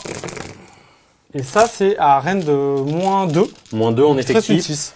C'est ça, donc il me reste une 6 parce que j'ai un Mystic Shield sur cette unité. Ça va être compliqué. Donc j'ai tout ça plus 8 BM de tout à l'heure. Plus les 8 blessures, plus les 2 BM. Donc ça, plus 8, plus 2. C'est parti pour les jets de ward. Personne n'y croit. Il reste 14 PV dans le pack. C'est encourageant, mais je pense insuffisant. 10, 15, c'est mort. On continue avec les attaques qui sont dans les Cryptorors. Ça, c'est les lances. Ça, c'est les lances qui ont touché. Maintenant, on y va pour la blessure. Hop, donc ça fera 5 à reine moins 3. Du coup, j'avais mal expliqué à Sam pour les sauvegardes, donc du coup là ça fait 5 x 2, 10, et il garde son CP pour son plus 1 qui servait pas à grand chose. Ça fait 10 blessures, et ensuite on a les squigs. Hop, toujours 5 attaques chacun, qui vont toucher à 3, les blessures supplémentaires, 3 BM en plus, et qui vont blesser à 3+. C'est parti pour les 22 jets de ward à 6. Il va falloir tenir les amis, c'est faiblard. Ça fait 20 dégâts, ça fait pile poil 5 morts. On passe tout de suite à la riposte des Cryptorors. Alors à noter que j'ai viré tout le monde ici pour minimiser le nombre d'attaques de ces petits mecs là en restant engagé avec eux. Donc j'ai 11 patates qui vont toucher sur du 4. Blesse à 3. Ça t'en fait 5, dont une dégâts 3. 4 normales à faire qui sont dégâts 2, sauvegarde à 5. Oula, ça fera 2 points de vie et ensuite une à dégâts 3. Donc ça fait 5 PV au total, ça va me faire 2 Boonders. On peut faire les fanatiques ici, on a du coup 3 des 3 attaques, sachant qu'ils ont range 3, On aura 3 attaques. On va toucher à 2. Hop, par contre on blesse à 4. Haha, 2 à -1. Je n'ai pas de sauvegarde. Dégâts des 3, allez. Ah, Oh là voilà. là là. Pas besoin de beaucoup d'attaques quand tu fais ça. Guard à 6. Boum. Malheureusement, elles vont mourir. Plaf. Phase de bravoure, on y va, j'ai plus de points de commandement, donc je dois jeter pour cette unité-là qui a perdu 2 gars. Hop, ça fait 4 et 2, 6. J'ai 5 de bravoure, donc ça fait faire un mort supplémentaire. Poup. Du coup, j'en perds 1, ils vont finir comme ça. Et derrière, on a l'arrêt de Gloomsfire pour ramener les unités. Du coup, j'ai mon général qui est toujours en vie, qui peut jeter 2 dés. On va commencer par tenter de jeter pour ramener les Stabas. Non, et je vais rejeter encore une fois pour tenter de ramener toujours les Stabas. Oui, donc ça c'est cool. Je peux faire pop à 12 du décor, je vais venir reprendre le point ici, qui va me permettre de faire un tour à 5 points. C'est parti, fin de ton tour 3. Au niveau des objectifs déjà primaires, t'en contrôles 1, 2 et maintenant 3. Tu vas donc marquer 3 points. Ta tactique c'était Désengager avec 2, charge avec 2. c'est fait. Tu vas donc faire un tour à 5. Et le score à l'issue du round de 3 est de 15 à 14.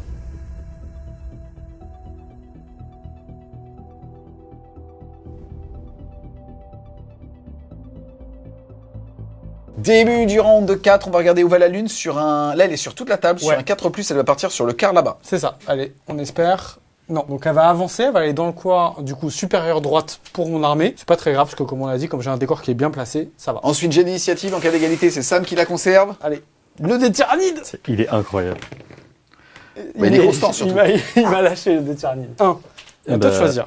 Je vais pas hésiter longtemps, je suis obligé de la prendre pour ma survie, notamment pour commencer à préparer ma grande stratégie avec cette unité qui commence à m'embêter, parce que je la vois, tous les tours il l'avance, voilà, il va falloir qu'elle meure. Donc je vais prendre ce T4. C'est parti Sam, je me suis mis de ton côté parce que tu vas prendre ce tour-là. En action Eric, toi tu as raté ton 4+, pour faire un petit PC. Et à cette phase, Titi a fait un ordre pour pouvoir rallier 2 Squigers sur le pack qui est juste ici. Vous avez aussi tous les deux raté vos déprimos, sauf toi avec ton détachement sur du 3+. Yes. Ensuite, on va passer à la phase de héros. Yes, donc déjà on va commencer, début de phase de héros, battle tactique, je dois reprendre un objectif avec une unité de serre, une unité de chevalier et un courtier. Grosso modo, tout ce beau monde va venir ici, donc c'est bon pour ça. Ensuite, on va passer à la phase de magie. Phase de magie, je vais avoir du rip-hop, etc. Donc on va commencer à préparer le rip-hop avec son sort de War Scroll.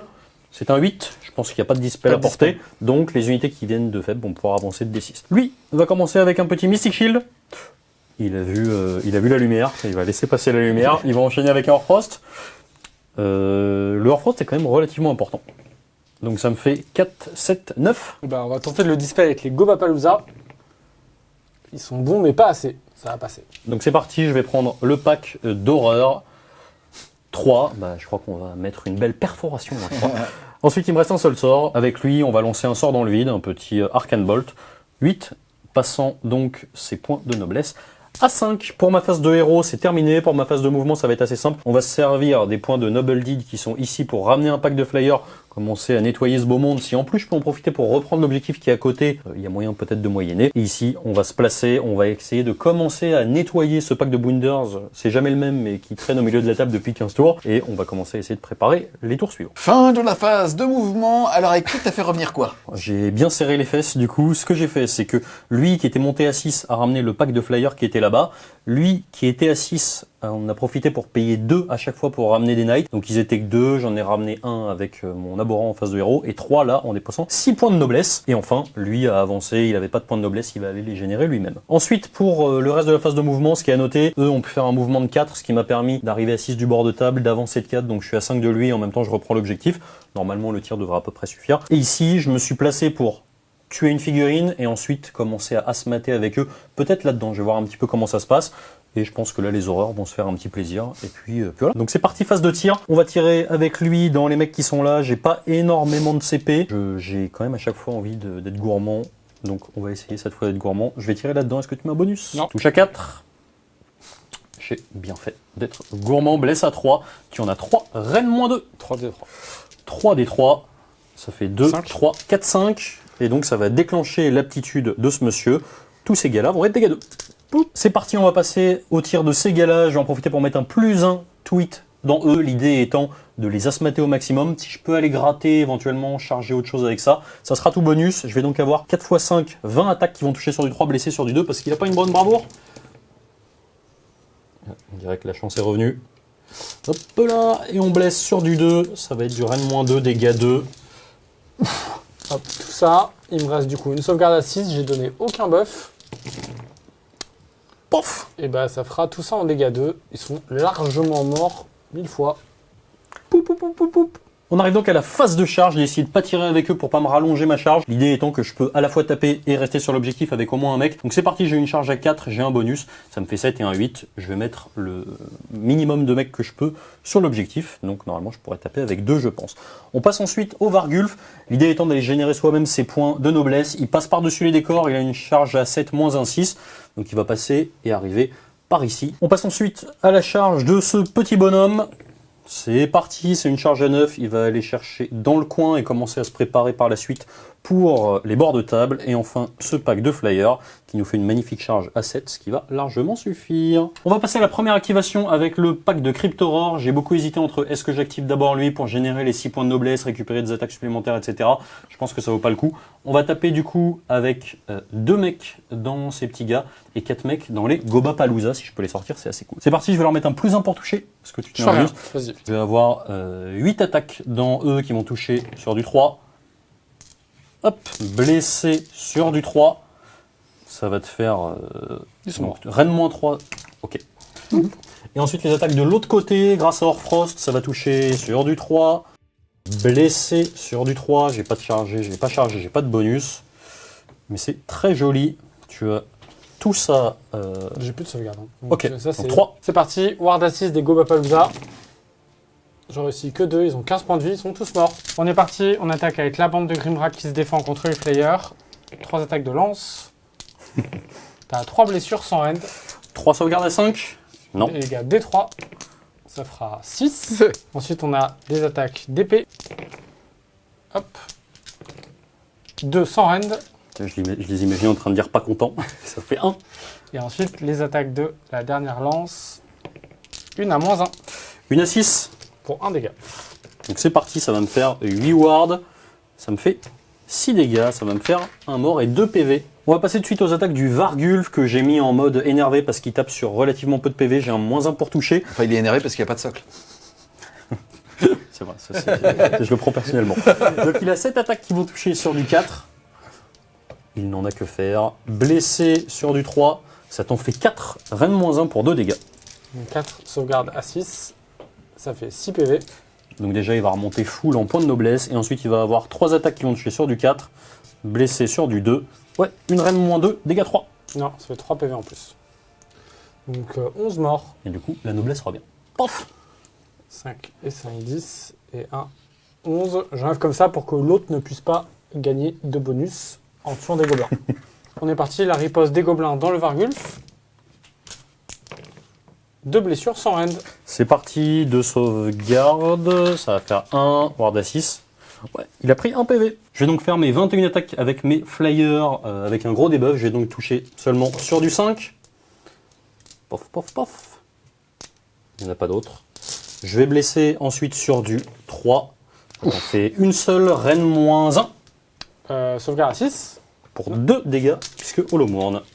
Et bah, pouf, pouf. On passe ensuite à la dernière activation. Lui, il va gentiment rester sur l'objectif puisqu'il n'a pas besoin de plus. J'ai donc 4 attaques qui vont toucher sur du 4. J'ai pas de malus. Blessé sur du 3. Ça t'en fait 3. Reine moins 1. Dégâts 2 parce que j'ai chargé. Sauvegarde à 6. Non, ça fera 6 PV, ça fera 3 morts. À la fin de la phase de combat, je peux le soigner de D6. Il avait pris 1. Et surtout me désengager. Ce qui est assez cool, c'est que vu qu'il passe par-dessus les décors, je vais pouvoir le mettre ici, histoire qu'il reste au chaud et qu'en même temps, il apporte quand même ses bulles. Phase de bravoure, j'ai une immune sur le pâté là-bas pour garder les flayers engagés au cas où on sait jamais. Et ici on va jeter, j'ai une bravoure de 5. Ça fera, j'en ai perdu 3, 3 et 3, 6. Je vais perdre un gars en plus. C'est parti, fin de ton tour 4. Sam, au niveau des objectifs, tu marques 1, 2 et 3 là-bas, puisque tu en as au moins 2 et plus que Titi. Ensuite, au niveau de ta tactique Flèche Hitter courte, ou sur un objectif, tu dois le reprendre avec la triptyque, c'est-à-dire voilà, exactement, avec tout le monde. Ce que tu as réussi à faire ici, puisque tu as un noble, un moins noble et un moins noble, ça fait que tu fais un tour à 5, tu étais à 14, tu passes à 19.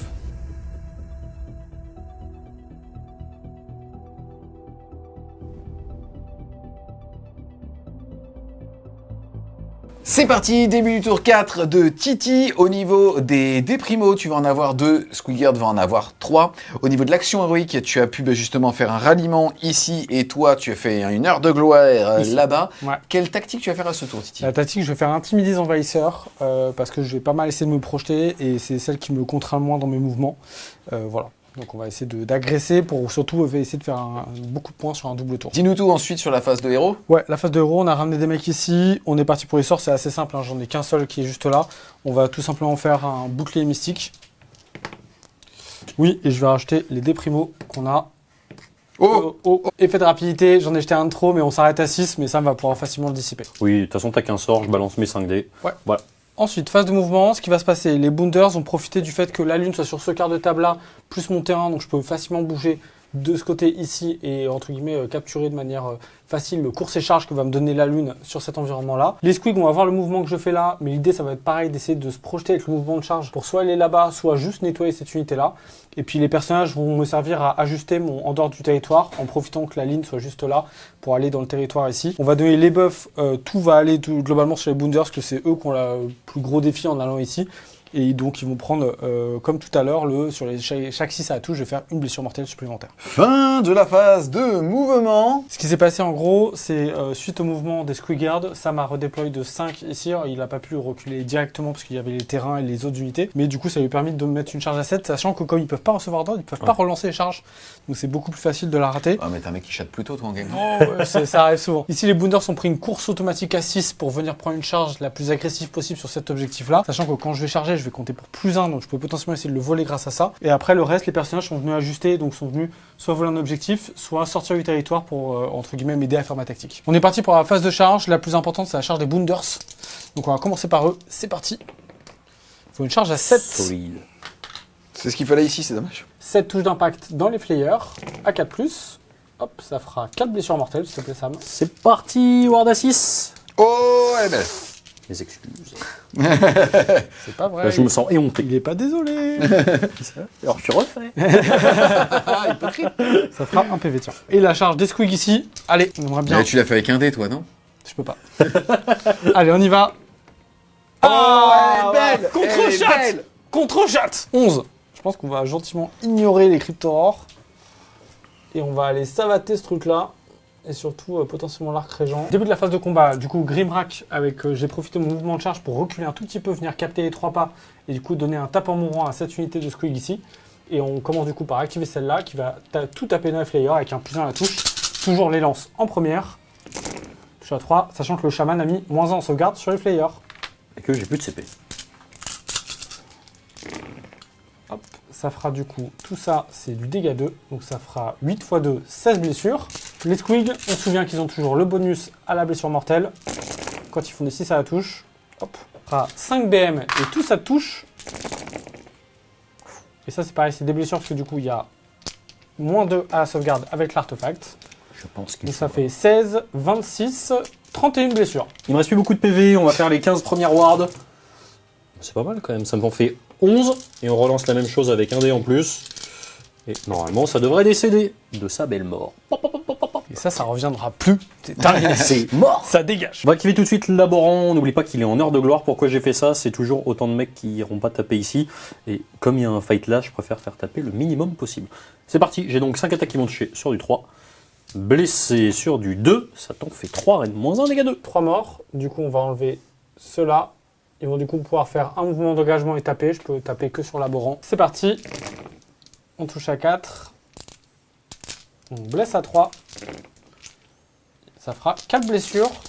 4 N moins 1, je suis en heure de gloire, c'est du 4. Oui, une ward à 6. Oh là là là là là là là. Et du coup, je suis remonté à 6 points d'invocation, puisque j'ai mis 6 dégâts au corps à corps dans une unité ennemie. C'est parti. Comme j'ai rien fait du coup dans Laborant, je vais pas m'acharner dessus. J'ai mis tous les squigs possibles dans les ghouls. Ça fait 9 squigs à 4 attaques chacun, 36 attaques. Touche à 4.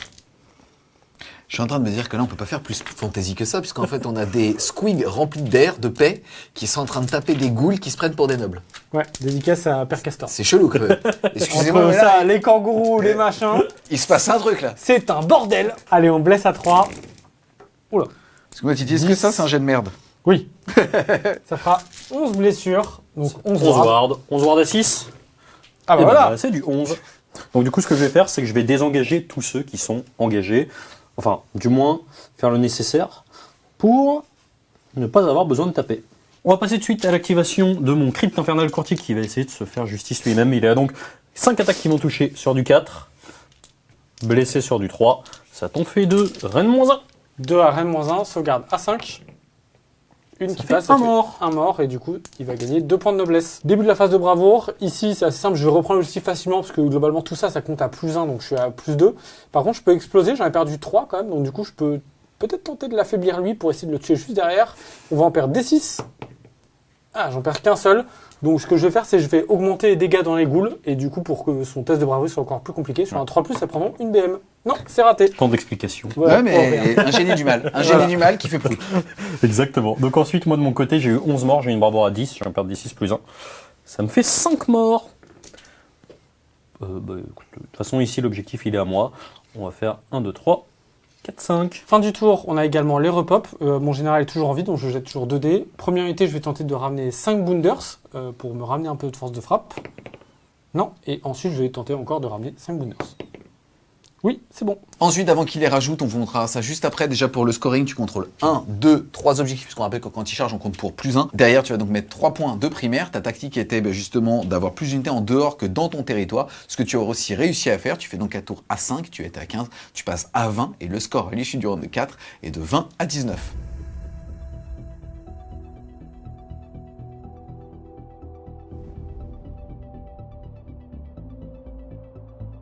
C'est parti les gars, début du round de 5, on va regarder où va la lune. Elle peut peut-être partir sur un 4+, et quitte la table.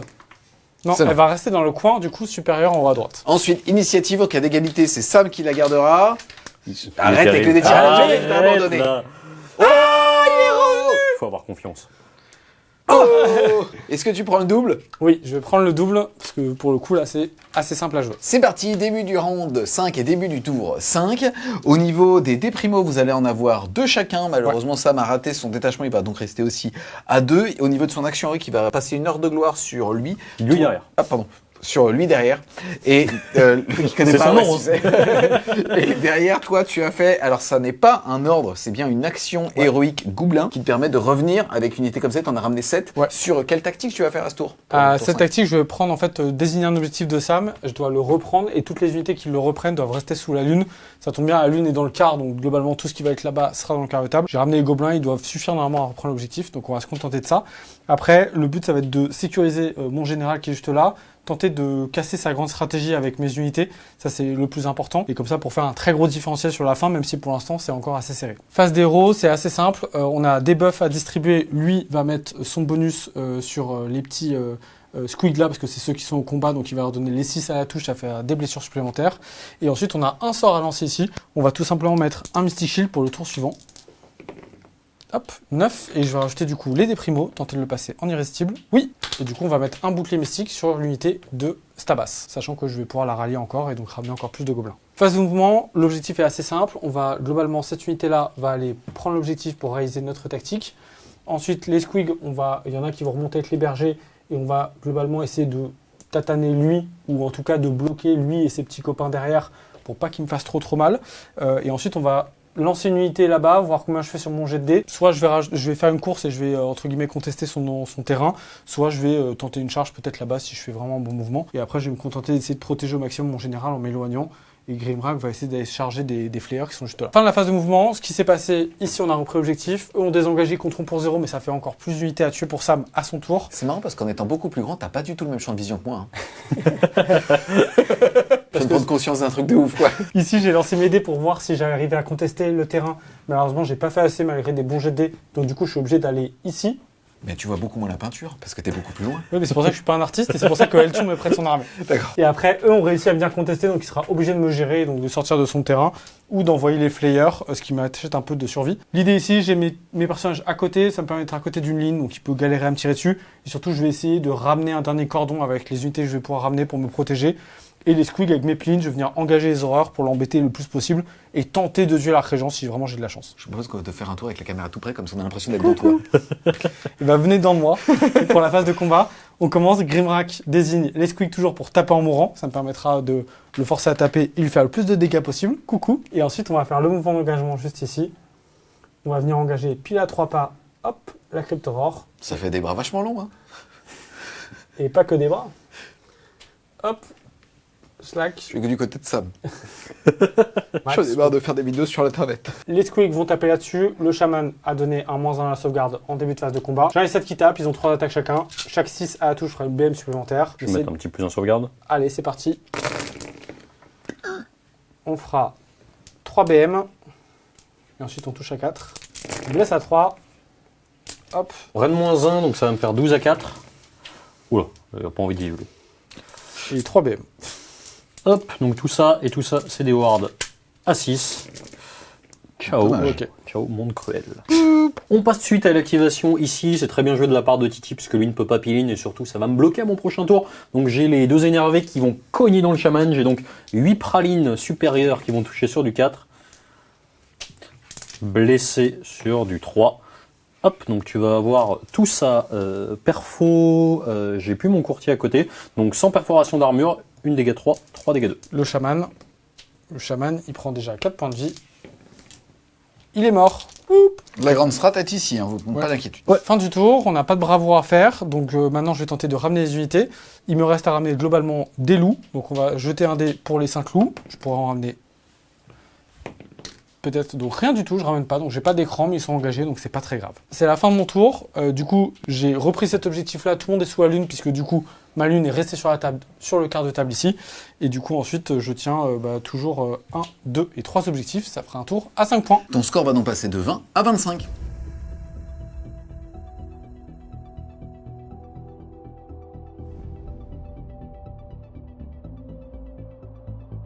C'est parti, début de ton tour 5. Les amis, on va pas faire les déprimos, on va pas faire tout ça. Tu vas juste nous expliquer quelle tactique tu vas faire et après on va théoriser en termes de macro. Yes, donc en fait, la tactique que je peux faire qui est relativement simple, c'est intimider les envahisseurs. L'idée, c'est que grosso modo, je peux avoir plus d'unités entièrement en dehors de mon territoire. Le problème que je vais avoir, c'est que cet objectif-là, je peux le reprendre. Celui-ci, il est déjà à moi.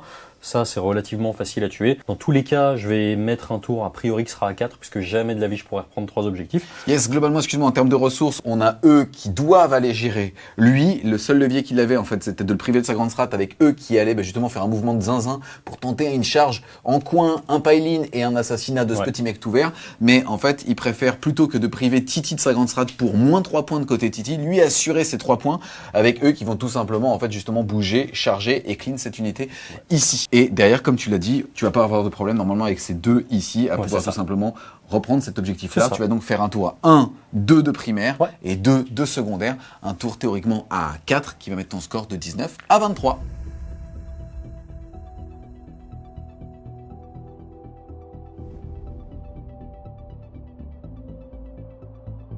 On se retrouve les Wargamers à l'issue de ces 5 rounds de bataille.